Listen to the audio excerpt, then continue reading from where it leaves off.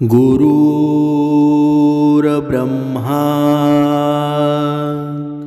गुरुर्विष्णू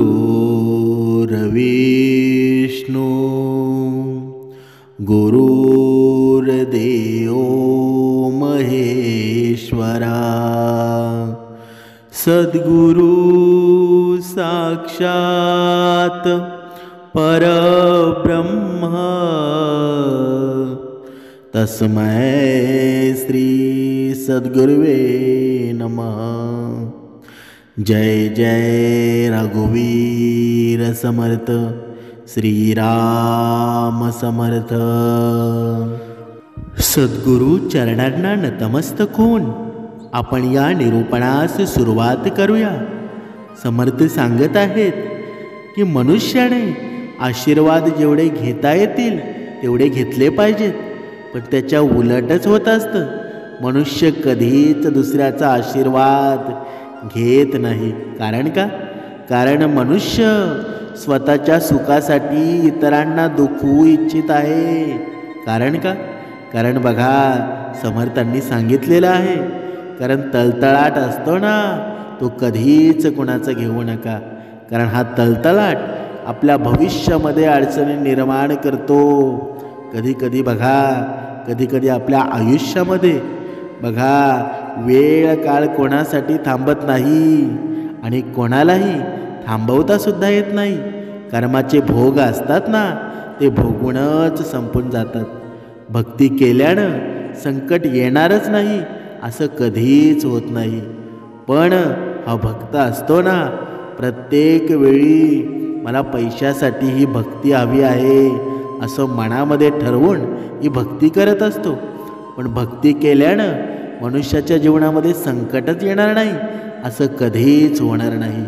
पण एक मात्र खरं आहे की भक्ती करून संकटांचा वेळ मात्र नक्कीच कमी करता येतो। जसं की तिथे हात जाणार होता तिथे बोटावर निभवलं जातं। पण हे कळण्यासाठी सद्गुरु भक्तीच असावी लागते। म्हणून सद्गुरूंवर आपली श्रद्धा आणि विश्वास असायला हवा। नाहीतर आपण एक भक्ती करत असू, बघा, लगेच आपल्या जीवनामध्ये दुःख आलं तर लगेच तो भक्ती मार्ग आपण सोडून देतो, परत दुसऱ्या देवाचा धावा करतो। असे देव जीवनामध्ये बदलायचे तरी किती? बघा, लक्षात ठेवा, जोपर्यंत आपण स्वतः बदलत नाही ना, तोपर्यंत आपण निश्चित एक ध्येय आपण उराशी बाळगत नाही, तोपर्यंत भक्ती काय, देव काय, तुमच्या जीवनामध्ये एक तुम्हाला ध्येय सुद्धा गाठता येणार नाही। माणसाच्या जीवनामध्ये माणूस बघा, लहानपणापासून म्हातारा होईपर्यंत जीवन जगायचं कसं हे सुद्धा काहीकांना माहीत होत नाही। मृत्यू जवळ येतो तरी सुद्धा जीवन कसं जगायला पाहिजे हेच माहीत होत नाही। फक्त पुस्तकी ज्ञान घेतो, पण सुसंस्कृतपणा मात्र बाजूलाच राहून जातो।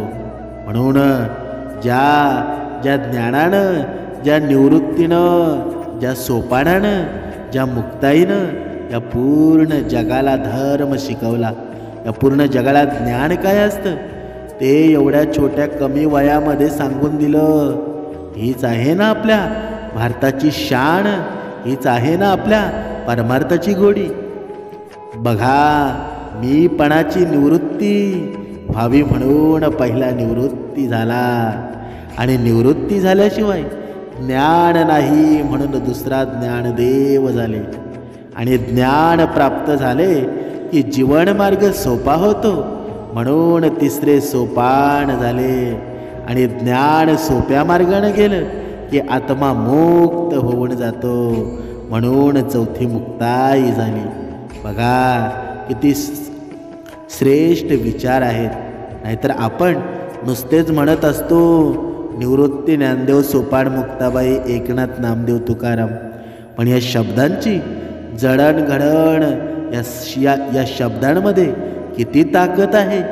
खरं तर हे परमेश्वराचं अवतार या आपल्या महाराष्ट्रामध्ये होऊन गेले। बघा, आज सुद्धा त्यांचं जरी नाव काढलं ना, या मनाला शांतता निर्माण होते, या मनाला एक सुख वाटतं. ज्ञानदेव, सोपान, मुक्ताबाई बघा किती सुंदर नावं आहेत. नाहीतर आपण मरून जातो, लगेच आपला इतिहास संपून जातो. कधी कोणी आपलं नाव तरी काढतं का? माणसाने जगावं पण कीर्तिरूपी उरावं. म्हणजेच काय? म्हणजेच माणसाचं जगणं कसं असावं? माणसाचं वय जरी कमी असलं, माणसाचा मृत्यू कमी वयामध्ये आला तरीही चालेल, पण असं नाव करून जावं की 10 पिढ्यांनी आपलं नाव लक्षात ठेवायला हवं. पण हल्लीच्या काळामध्ये तसं राहिलं आहे का? तर अजिबात राहिलेलं नाही. माणसाचा इतिहास तर कोणता, माणसाची कीर्ती कोणती होते? तर सासू सुनेचं भांडण, सून सासूचं भांडण. प्रत्येक घराघरामध्ये हेच दिसायला मिळतं. सासू सुनेचं, नवरा बायकोचं भांडण. ही जर अशी भांडणं होत राहिली तर आपण भक्ती कधी करायची? खरी परमार्थाची गोडी कधी निर्माण व्हायची? म्हणून या गोष्टी कधीतरी बंद व्हायला पाहिजेत. सासू सुनेचं भांडण ही आत्ताची गोष्ट नाही आहे. जेव्हा आपण या भक्ती मार्गामध्ये नव्हतो, या श्रवणामध्ये नव्हतो, तेव्हापासून सासू सुनेचं भांडण, मुलगा आईचं भांडण, मुलगा बापाचं भांडण हे चालूच आहे. आणि आत्तासुद्धा आपण या भक्ती मार्गामध्ये आहोत, श्रावणामध्ये आहोत, तरी सुद्धा प्रत्येक घरामध्ये जर सून सासूशा भांडत असेल, सासू सुनेशा भांडत असेल, तर तुम्ही भक्तिमार्ग कोणता केला? तुम्ही काय घेतलं? हे प्रत्येकाच्या लक्षात यायला हवं. नाहीतर आपण नुसतंच परमेश्वराचं नाव घेऊन भक्ती करून जर आपल्यामध्ये जर बदल घडत नसेल तर काहीही भक्ती मार्गाचा काहीही फायदा नाही. म्हणून एकदा माता पार्वतीनं भोले शंकरांना 2 प्रश्न विचारले होते. पहिला प्रश्न, सुनेला त्रास देणाऱ्या सासूला काय शिक्षा मिळते आणि सासूला त्रास देणाऱ्या सुनेला कोणती शिक्षा मिळते? दुसरा प्रश्न आहे की कोणती स्त्री सासरच्या घरी पाऊल ठेवताच सासरी गरिबी येते? हे 2 प्रश्न पार्वतीने शिवशंकर यांना विचारले. मग माता पार्वतीचे हे प्रश्न ऐकून भगवान शिव म्हणतात, पार्वती, तुझे दोन्ही प्रश्न खूप महत्त्वाचे आहेत. कारण लग्नानंतर मुलगी जेव्हा सून बनून सासरच्या घरी जाते, तिला जन्म देणाऱ्या आणि वाढवणाऱ्या आईवडिलांना कायमचं सोडून जाते, तेव्हा त्या मुलीसाठी तिचे सासू सासरे आणि तिचे आईवडील आहेत. त्यामुळं प्रत्येक सासू सासरे यांनी आपल्या सुनेवर आपल्या मुलीप्रमाणे प्रेम केलं पाहिजे. पण एखादी सासू तिच्या सुनेवर स्वतःच्या मुलीसारखं प्रेम करत असल्याचं क्वचितच पाहायला मिळतं. म्हणून पुढे भगवान शिव म्हणतात, पार्वती, आता मी तुझ्या दोन्ही प्रश्नांची उत्तरं एका छोट्या कथेद्वारे देईल. ही कथा जर तू पूर्ण ऐकलीस तर नक्कीच दोन्ही प्रश्नांची उत्तरं तुला मिळून जातील. पुढे भगवान शिव पार्वतीला ही कथा सांगण्यास सुरुवात करतात. बघा, एक गाव होतं आणि त्या गावामध्ये एक वृद्ध स्त्री राहत होती. ती खूप दुष्ट होती. त्या वृद्ध स्त्रीला एक मुलगा आणि एक सून होती. गरीब स्वभावाची सून खूप साधी होती.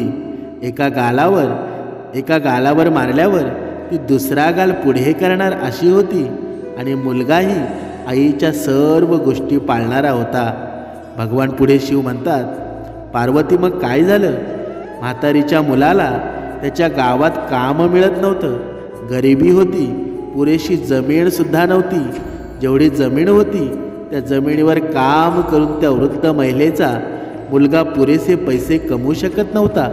आणि गावात काम न मिळाल्यानं तो कामाच्या शोधामध्ये दुसऱ्या गावामध्ये जायचा. तिथे त्याला चांगली नोकरी मिळायची, पण तिथून त्याला रोज घरी यायला वेळ मिळत नसे. त्याला वर्षातून एकदाच काही दिवसांची रजा मिळत असे. त्यामुळं तो दुसऱ्या शहरात जाऊन काम करत असे आणि तिकडेच राहत असे.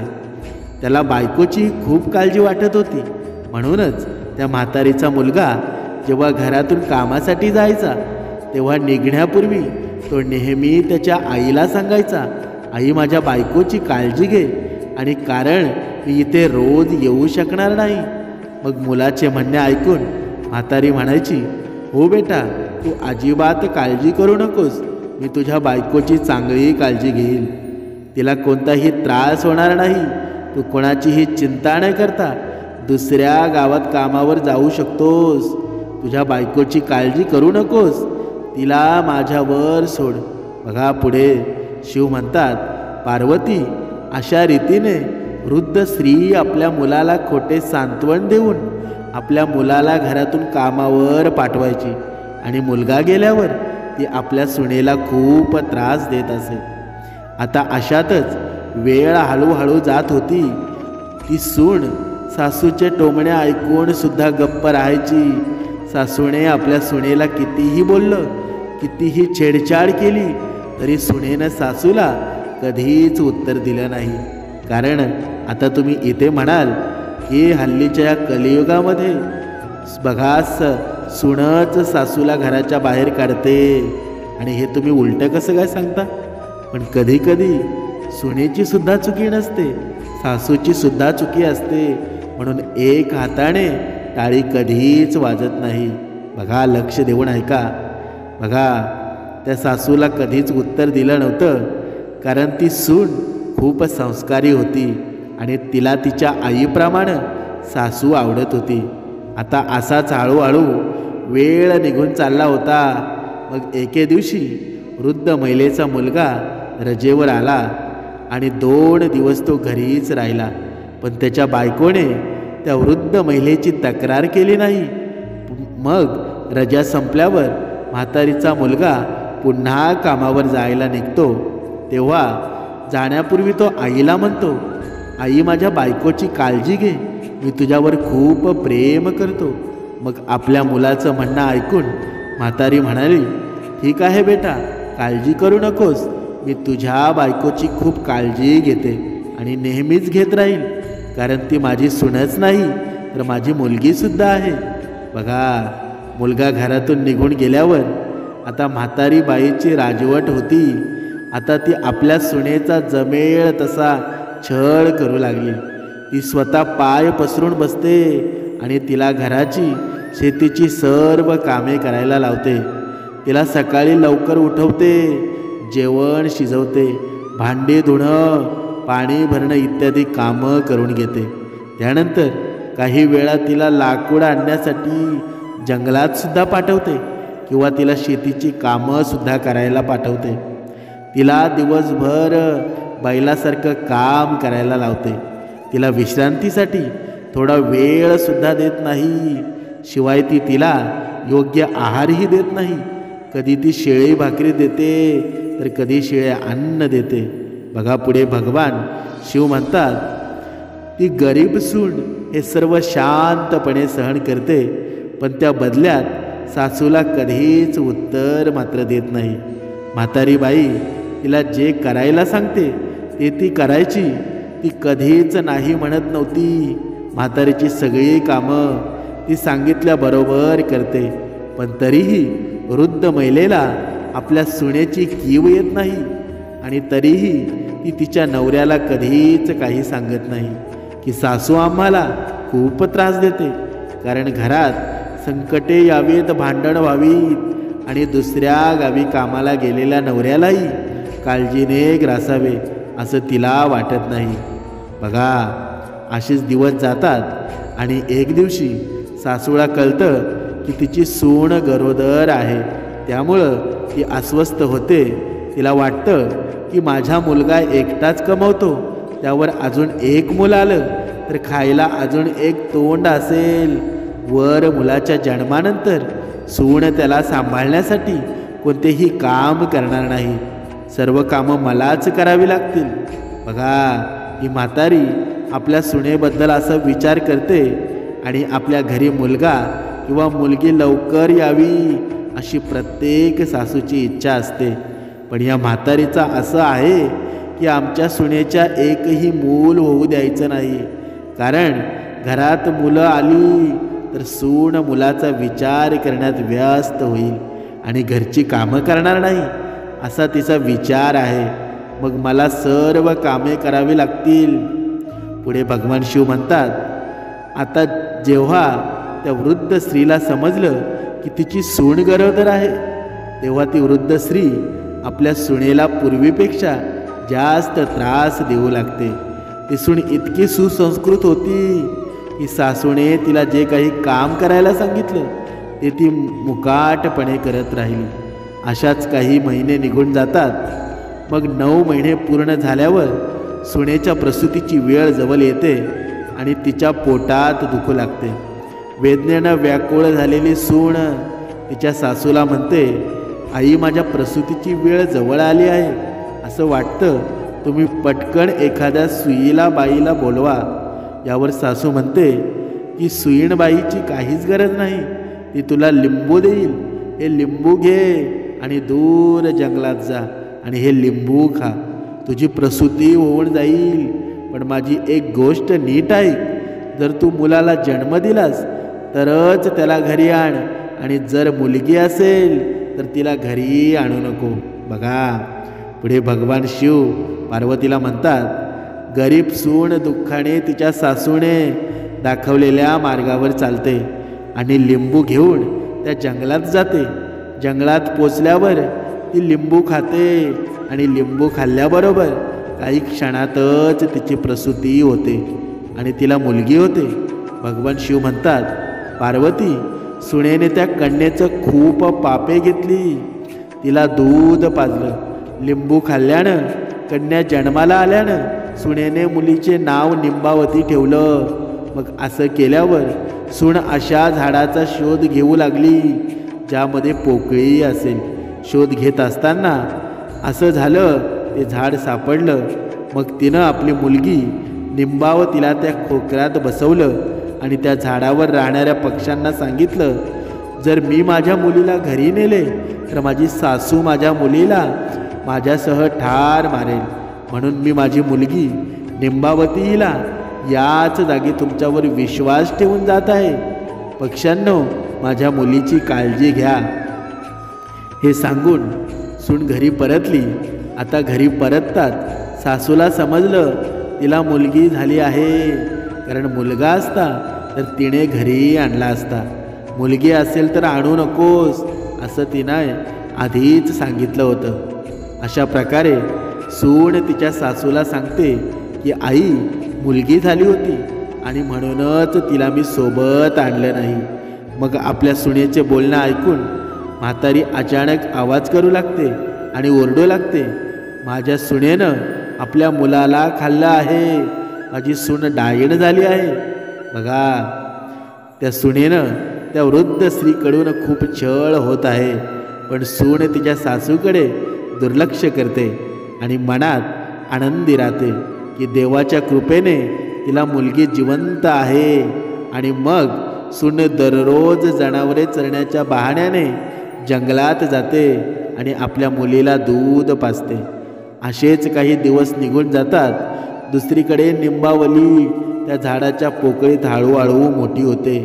अशातच 1 वर्ष निघून जातो आणि म्हातारीचा मुलगा रजा घेऊन घरी परततो. आणि घरात प्रवेश करताच म्हातारी आपल्या मुलाला म्हणाली, काय सांगू बेटा, तुझी बायको ही माणूस नसून डायण आहे. ही जिवंत माणसांना खाऊन टाकणारी आहे. तुला मुलगी झाली पण तुझ्या बायकोने तुझ्या मुलीला खाल्लं. बघा, त्या मुलाला आपल्या आईच्या स्वभावाची चांगली जाणीव होती. आईचा नक्कीच काहीतरी कारस्थान आहे हे त्याला समजतं. आणि मग त्याने आपल्या बायकोला त्या मुलीच्याबद्दल काहीच विचारलं नाही. आणि दुसरीकडे सूनसुद्धा आपल्या पतीला सासूच्या वागणुकीबद्दल काहीही सांगत नव्हती. घरात कोणत्याही प्रकारचं भांडण तिला नको होतं.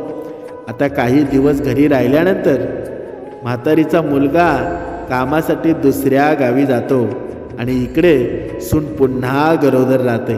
आणि जेव्हा म्हातारीला ही गोष्ट समजते तेव्हा ती आणखी चिडते आणि ती तिच्या सुनेसोबत पूर्वीपेक्षाही कठोरपणे वागू लागते.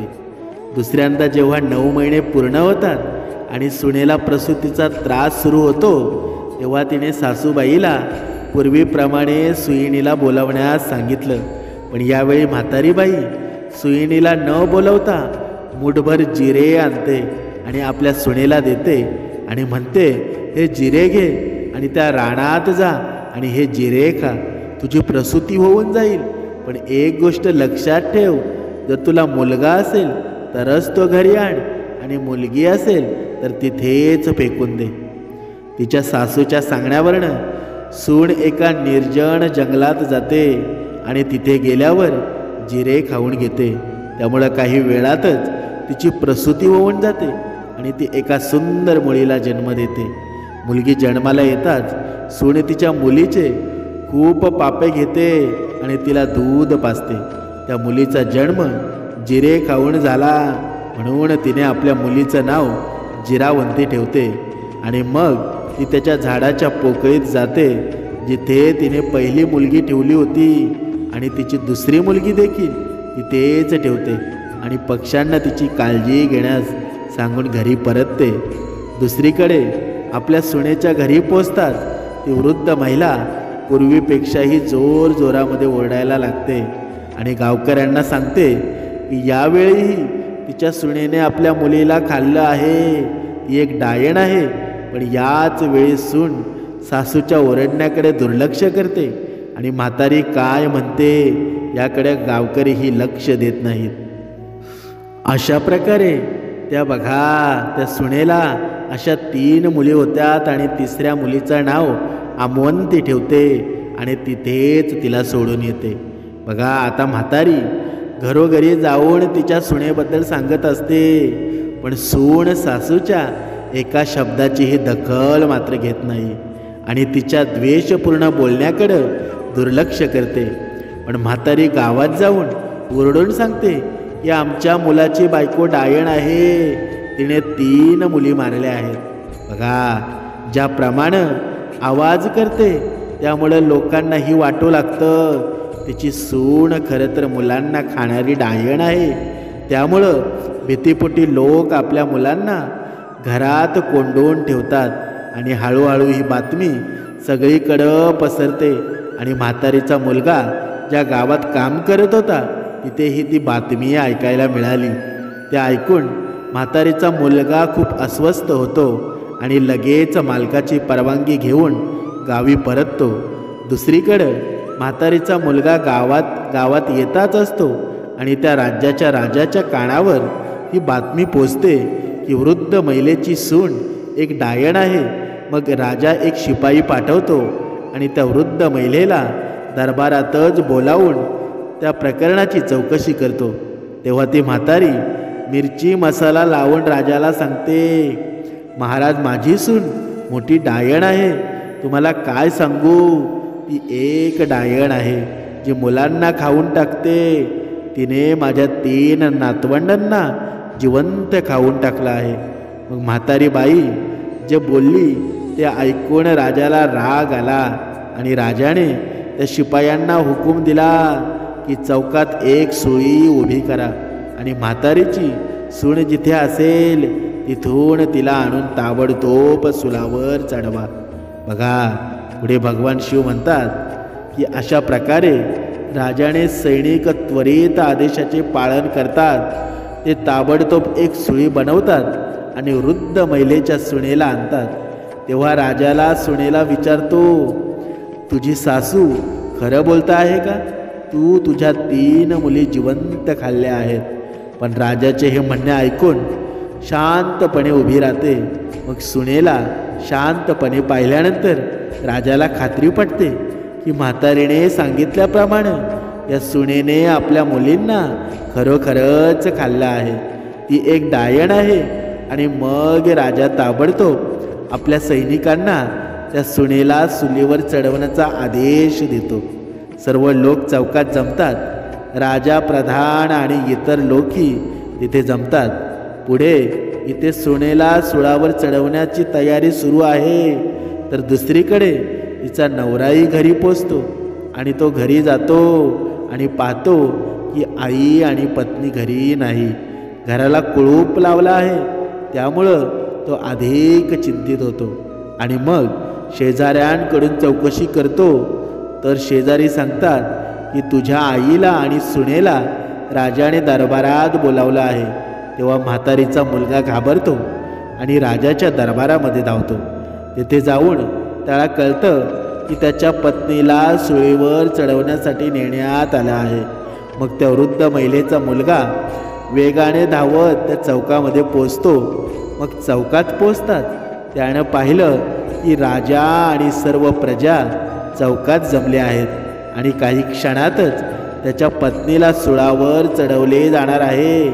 तेव्हा म्हातारीचा मुलगा ताबडतोब राजासमोर उभा राहतो आणि हात जोडून विनवणी करतो, महाराज कृपया दया करा, काही काळ माझ्या पत्नीला सुळेवर चढवणं थांबवा.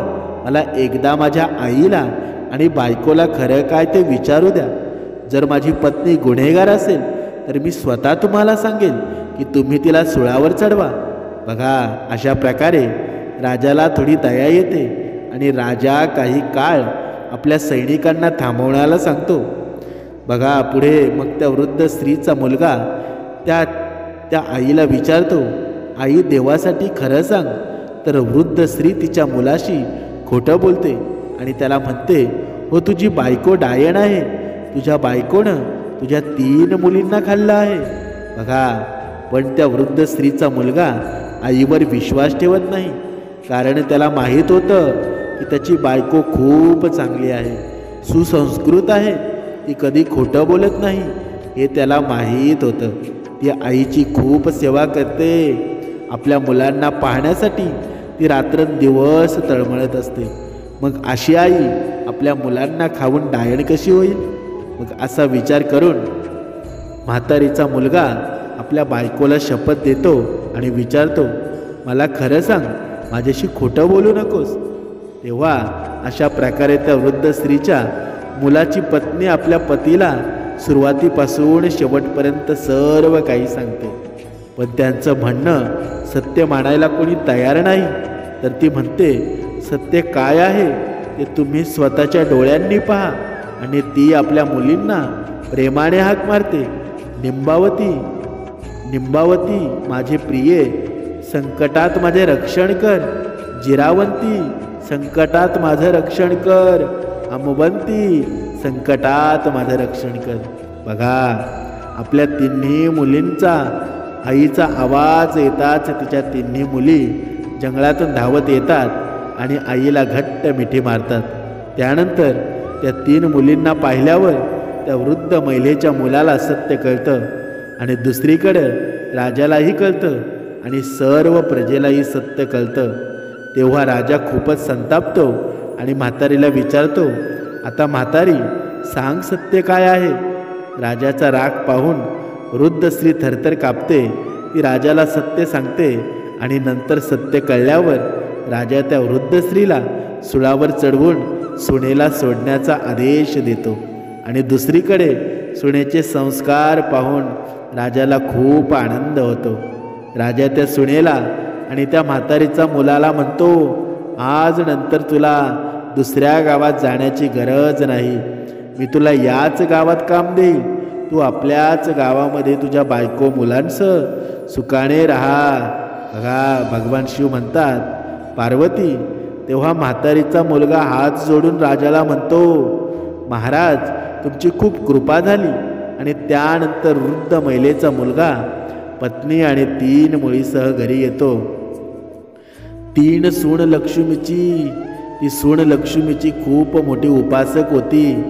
आणि मग ती पती आणि तिच्या 3 मुलींसह घरी आल्यावरती लक्ष्मीचे स्मरण करून रात्री झोपी जाते. तर दुसरीकडे लक्ष्मी रात्री त्या सुनेच्या स्वप्नात येते आणि म्हणते, बेटी तू आजपर्यंत तुझ्या आयुष्य गरिबीत घालवलं आहे, पण काळजी करू नकोस. आज मी तुला सांगेल तुझ्या आयुष्यात गरिबी का आली. सासरच्या घरी येण्यापूर्वी हे घर समृद्ध होतं, पण या घरात तू प्रवेश करतात त्या घरात गरिबी आली. शेवटी या मागचं कारण काय होतं? भगवान शिव पार्वतीला सांगतात, लक्ष्मी त्या सुनेला म्हणते, कन्या तू सून म्हणून जेव्हा मुलगी लग्नानंतर सासरच्या घरी जाते तेव्हा ती 3 गोष्टी सोबत घेऊन तिच्या सासरच्या घरी जाते. त्यामुळं घरात गरिबी येते. त्यामुळं कोणत्याही मुलीने लग्नानंतर आईवडिलांच्या घरातून या 3 गोष्टी कधीच सासरच्या घरी नेऊ नयेत. त्या कोणत्या बरं? पहिला स्टोव, दुसरी चूल, दुसरी लग्नानंतर स्वयंपाकात विधी असतो, त्या विधीमध्ये मुलगी तिच्या माहेरच्यांनी दिलेला स्टोव वापरते. पण नेहमी लक्षात ठेवा, जर कोणतीही नवविवाहित वधू तिच्या माहेरच्या घरातून स्टोव किंवा चूळ घेऊन सासरच्या घरी आली तर त्यामुळे त्याचा थेट परिणाम तिच्या घरावर होतो. त्यामुळे सौभाग्य देवता कोपते आणि घरात दारिद्र्य येते. म्हणून भगवान शिव म्हणतात, पार्वती आता लक्ष्मी दुसरी गोष्ट सांगते. कन्या, दुसरी गोष्ट म्हणजे मिठाचे कार्य म्हणजे गोष्टी खारट करणं. लग्नानंतर मुली जेव्हा सासरच्या घरी येतात तेव्हा त्यांचा धर्म काय असावा? नवीन घरात प्रवेश करताना सर्वांना सोबत घेऊन वागणे, सर्वांशी प्रेमानं बोलणं आणि सर्व नात्यांमध्ये गोडवा निर्माण करणं. अशा वेळी नवविवाहित वधूने आईच्या घरातून मीठ घेऊन सासरच्या घरी प्रवेश केला तर नातं बिघडतं आणि तिच्याशी संबंधित प्रत्येक नात्यामध्ये खारटपणा येतो. नेहमी लक्षात ठेवा की नवविवाहित वधूने तिच्या आईवडिलांच्या घरातून मीठ सासरच्या घरी नेणं तर तिचा आदर तिच्या आईवडिलांमध्ये आयुष्यभर राहतो. पण तिचे सासरचे नाते कधीच नीट राहत नाही आणि हे नातं कधीच गोडसुद्धा होत नाही. त्यामुळं कोणत्याही कन्येनं निरोपाच्या वेळी मीठ आणू नये. भगवान शिव पुढे म्हणतात, आता लक्ष्मी त्या सुनेला तिसरी गोष्ट सांगते. लक्ष्मी म्हणते, कन्या तिसरी गोष्ट म्हणजे लोणचं. अनेकदा लग्नानंतर मुलींना निरोप देताना पालक मुलीच्या आवडीचे लोणचे तयार करून तिला देतात. पण नेहमी लक्षात ठेवा की लोणचे हे खायला आंबट असते, त्याचप्रमाणे ते पत्नीच्या नात्यातही आंबटपणा निर्माण करते. त्यामुळं कुटुंबामध्ये आंबटपणा निर्माण होतो. कधीकधी हा आंबटपणा इतका खोलवर जातो की पती पत्नीपैकी एकाचा मृत्यू देखील होतो. त्यामुळे लग्नानंतर निघताना हे लक्षात ठेवलं पाहिजे की लोणच्यासारखा कोणताही पदार्थ आपल्या माहेरून कधीही आणू नये. आणि मुली, तुझं लग्न झाल्यावर तुझ्या आईवडिलांनी तुला या 3 गोष्टी दिल्या, त्यामुळे तुझ्या घरात अशांतता होती आणि तुझ्या घरात गरिबी आली. देवदेवता तुझ्यावर कोपली, पण तुझे संस्कार खूप चांगले होते. तू सासूबाईला कधीच उलट उत्तर दिला नाहीस. तुझ्या सासूने तुला रोज त्रास दिला, परंतु ते सर्व सहन केलंस. आणि तुझ्या ह्याच चांगल्या स्वभावामुळे आणि तुझ्या संस्कारामुळे मी तुला आशीर्वाद देते की आजपासून तुझ्या घरात कधीही गरिबी राहणार नाही आणि तुमचं दोघांचं जीवन पूर्णपणे सुखाचं होऊन जाईल. भगवान शिव म्हणतात, पार्वती आता तू तुझ्या पहिल्या प्रश्नाचं उत्तर ऐक. तुझा पहिला प्रश्न होता की सुनेला त्रास देणाऱ्या सासूला कोणती शिक्षा दिली जाते? सुनेला त्रास देणाऱ्या सासूला तिच्या कर्माच्या आधारे सुळावर चढवलं जातं. जसं त्या म्हातारीला त्या सुळीवर चढवलं जातं तेव्हा ती म्हणते, मला सोडा, आता मी माझ्या सुनेला कधीही त्रास देणार नाही. पण तिची सुटका होत नाही, तिला शिक्षा भोगावीच लागते. भगवान शिव म्हणतात, पार्वती आता तुझ्या दुसऱ्या प्रश्नाचं उत्तर ऐक. कोणती स्त्री सासरच्या घरी पाऊल ठेवतात दरिद्री होते? तर समजून घ्या की लग्नानंतर कोणत्याही नवविवाहित वधूने सासरच्या घरी जाताना आईवडिलांच्या घरून या 3 गोष्टी कधीही आणू नयेत. नंबर 1 स्टोव, नंबर 2 मीठ आणि नंबर 3 लोणचं. या 3 गोष्टी कोणत्याही नववधूने आपल्या आईवडिलांच्या घरातून सासरच्या घरी आणल्या तर भाग्य देवता कोपते आणि तिच्या आयुष्यात दरिद्रता येते. समर्थ सांगत आहे की या कथेचं तात्पर्य काय? ज्यावेळी माता पार्वतीने हे प्रश्न भगवान भोलेनाथांना विचारले तेव्हा त्यांनी या प्रश्नांची अचूकपणे उत्तरं दिली.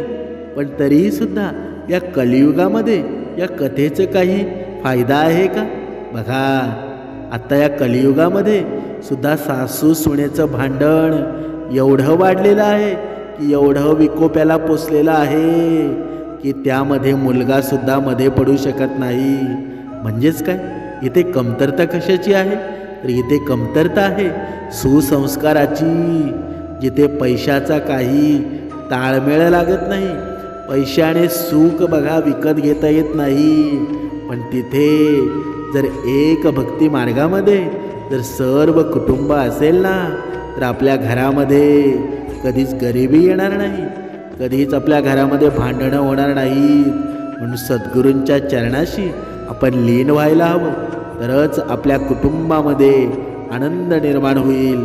आणि इथे सांगण्यात आलेलं आहे की जी सून असेल ती बघा या भक्ती मार्गामध्ये आहे, या श्रवणामध्ये आहे, तरी सुद्धा आपल्या सासूशी भांडण करत असेल, विवाद होत असेल, तर त्या भक्ती मार्गाचा काहीही फायदा नाही. कारण आपले सासू सासरे ज्याप्रमाणे आपण आईवडिलांशी जसं वागतो त्याप्रमाणे आपण वागलं नाही, तर या भक्ती मार्गाचा आणि या श्रवणाचा काहीही फायदा नाही. म्हणून आयुष्य हे एकदाच मिळतं, त्याच्यामुळं भांडणं करू नका, आपली कर्म चांगली करा, त्याच्यातच खरं सुख आहे. जय जय रघुवीर समर्थ.